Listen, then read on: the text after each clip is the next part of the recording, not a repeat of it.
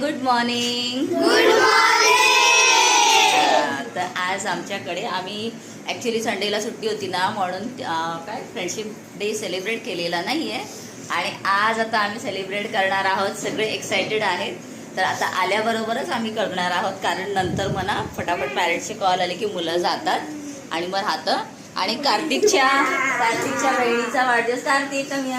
कार्तिकच्या बहिणीचा आज आहे फर्स्ट इयरचा वाढदिवस आहे ना. तर त्याने चॉकलेट्स आणलेले आहेत आणि आम्ही आत्ता तिला विश पण केलं सगळ्यांनी, पण ते काय शूट करता आलं नाही.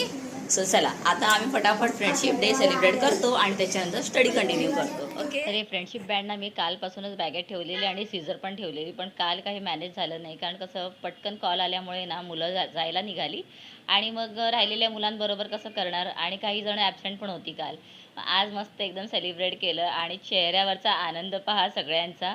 आणि सगळ्यात जास्त काय होतं माहिती आहे का, की माझ्या हातात किती बांधलेले आहेत आणि तुझ्या हातात किती आहेत, हे जे काउंटिंग असतं ना, ते खूप म्हणजे असं जास्त इंटरेस्टिंग वाटतं.